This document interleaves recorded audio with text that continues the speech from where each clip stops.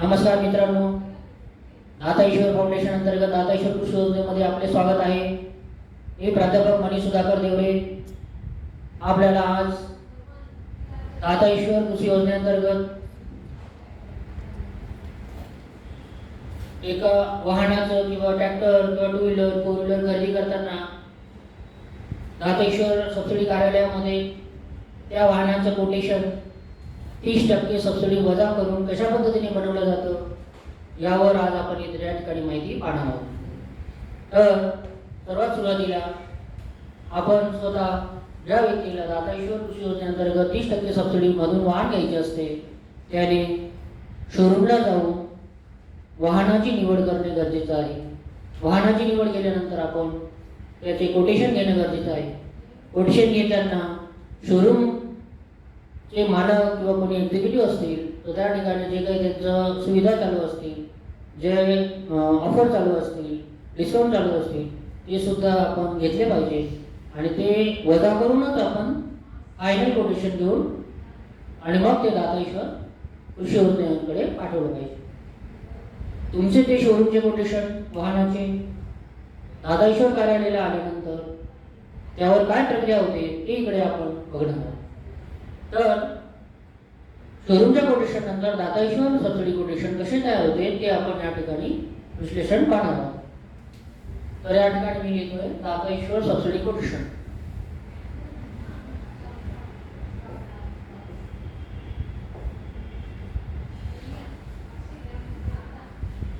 तर दाता ईश्वर subsidy quotation जे आहे ते त्यामध्ये काही नमूद केलेले पार्ट असतात.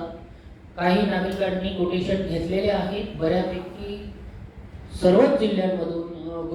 गोंदिया गडचिरोली जर सोडला तर महाराष्ट्राच्या प्रत्येक जिल्ह्यामधून नागरिक दाता ईश्वर सबसिडी कोटेशन घेत आहेत आणि त्यामधून आपल्याला आपल्या कुटुंबासाठी 30% सबसिडीचा लाभ मिळवत आहेत. याच्यामध्ये कोटेशनमध्ये आपण पाहत आहोत की दाता ईश्वर कृषी योजना आहे, आश्वासन आहे, MC आहे, त्यानंतर आपल्या इकडे आशीर्वाद आहेत आपल्या वडिलांची.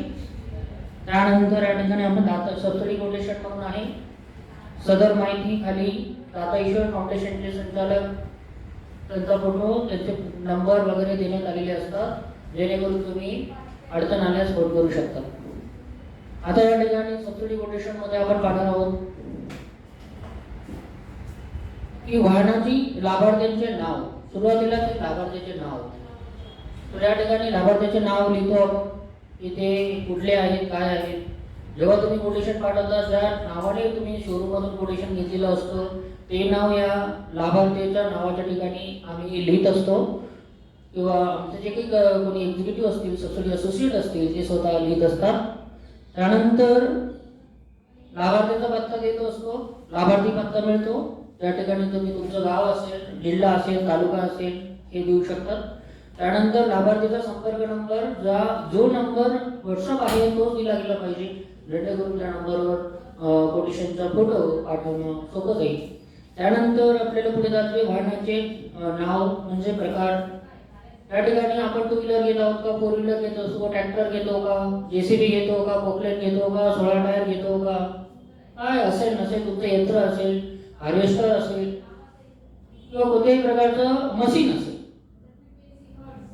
ज्याच्यावर लोड प्रक्रिया होऊ शकते अशा प्रकारचे कोणतेही यंत्र किंवा वाहन दाता ईश्वर कृषी योजनेअंतर्गत आपण घेऊ शकतो. त्यानंतर एक आहे वाहनाची किंमत. तर इथून आपण सुरू करणार आहोत.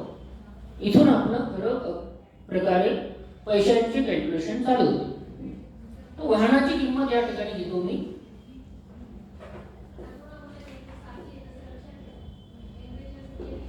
आता यामध्ये समजवण्यासाठी आपण एक वाहनाची किंमत घेऊ की एक ट्रॅक्टर आहे 7,30,000चं ट्रॅक्टर आहे. 7.5 लाख होतं. शोरूम वाल्याने 20,000 रुपये डिस्काउंट दिलं आणि शेतकऱ्याने 7,30,000ला तो ट्रॅक्टर घेणार आहे. असं एक कोटेशन आपण या ठिकाणी बनवणार. तर 7,30,000 ट्रॅक्टर म्हणजे या ठिकाणी येतो की वाहनाची किंमत आहे 7,30,000. आता ही वाहनाची किंमत म्हणजे काय? वाहनाची किंमत म्हणजे जी शोरूमला मिळणार आहे. शोरूमला 7,30,000 रुपये मिळाल्याशिवाय तो डिलिव्हरी देणार नाही. आता शोरूमला पाहिजे 7,30,000, तर 7,30,000 त्या ठिकाणी शोरूमला लिहितोय. शोरूमला 7,30,000 कसे मिळतात ते आपण इथे पाहू.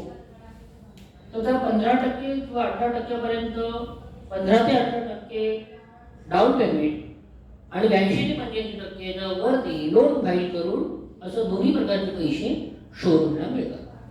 15 ते 18% अधिक 82 ते 85% लोन फाईल.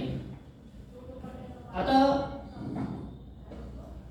शोरूमला 2,30,000 मिळाल्यानंतर ते आपल्याला डिलिव्हरी देतात.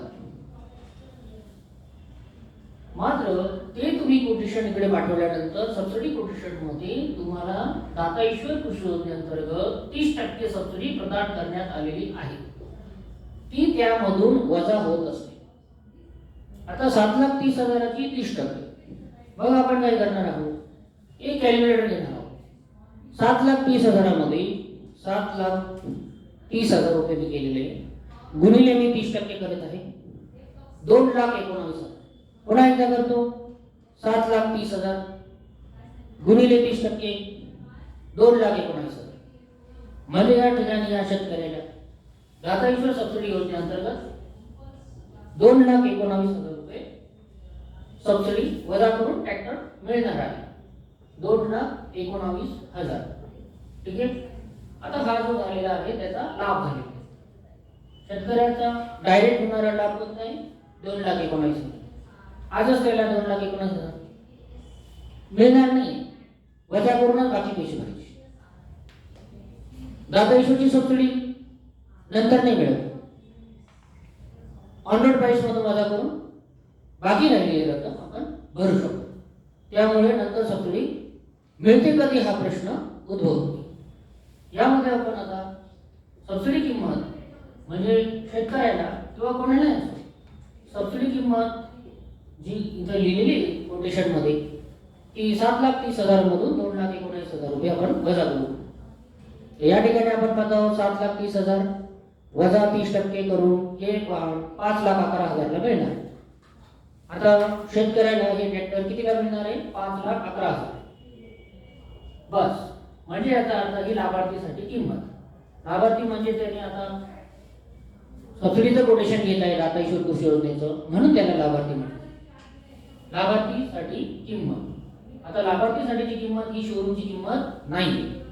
शोरूमला 7,30,000 मिळणारे तो वाहन देणारे. शेतकऱ्याला मात्र 5,11,000 रुपये भरायचे. आता या ठिकाणी लाभार्थी भरणा जी तयार होतो तो सबसिडी कार्यालयामार्फत भरावा लागतो.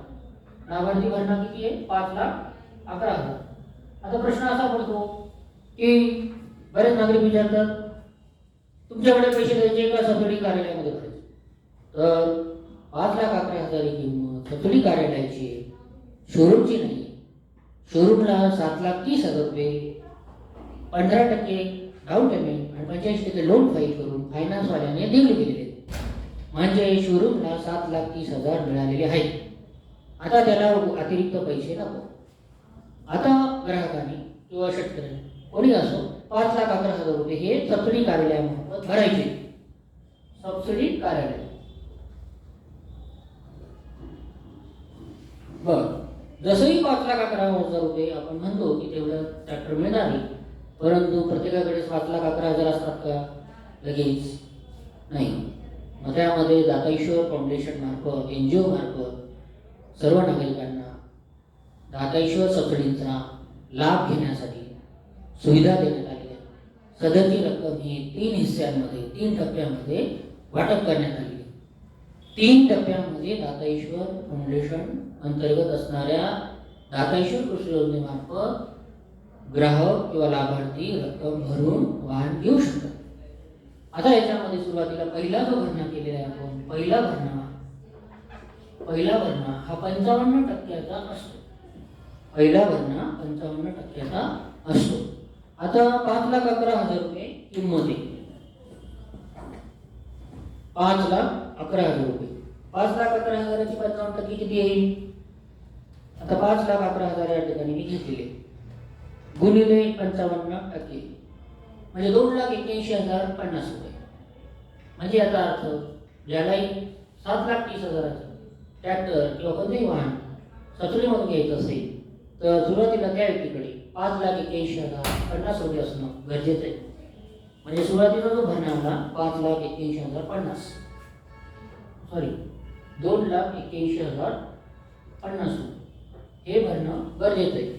आता यामध्ये आपण घेत आहोत हे 2,81,050 रुपये आणि मग त्यामध्ये सुरुवातीला लोन प्रोसेसिंग फी सुद्धा त्यांना भरावी लागते. Loan processing fee okay.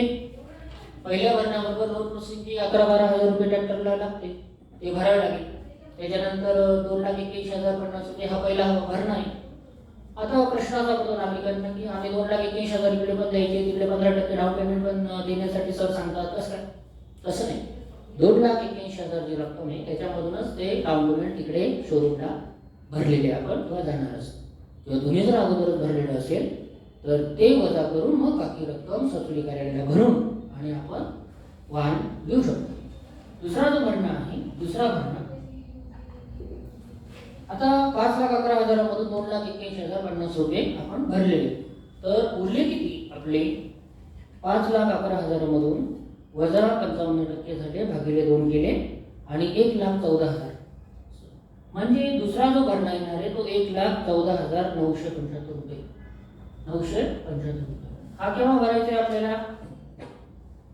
6वा महिना. म्हणजे आपण पहिला भरणा भरल्यानंतर 6व्या महिन्यामध्ये दुसरा भरणा करायचा आहे 1,14,000. परत तिथून पुढे तिसरा भरणा करायचा आहे 1,14,975. असे हे तिसरा भरणा आपण केलेला आहे 6वा महिना. म्हणजे 6 महिन्याने 2 हप्ते 2 इन्स्टॉलमेंट आपण भरलेले आहेत आणि सुरुवातीला आपण 55%चा 2,81,000चा इन्स्टॉलमेंट भरला आहे. 3ही इन्स्टॉलमेंट आपण सबसिडी कार्यालयामार्फत भरलेले आहेत. आपली जबाबदारी संपलेली, लाभार्थीची जबाबदारी संपलेली. तिथून पुढे जे 5 वर्षापर्यंतचे 10 EMI असतात ट्रॅक्टरवरचे किंवा इतर वाहनांवरचे 60 EMI असतात 5 वर्षाचे, ते कंटिन्यू ऑटोमॅटिक दाता ईश्वर सबसिडी योजनेमार्फत ते जात राहतात.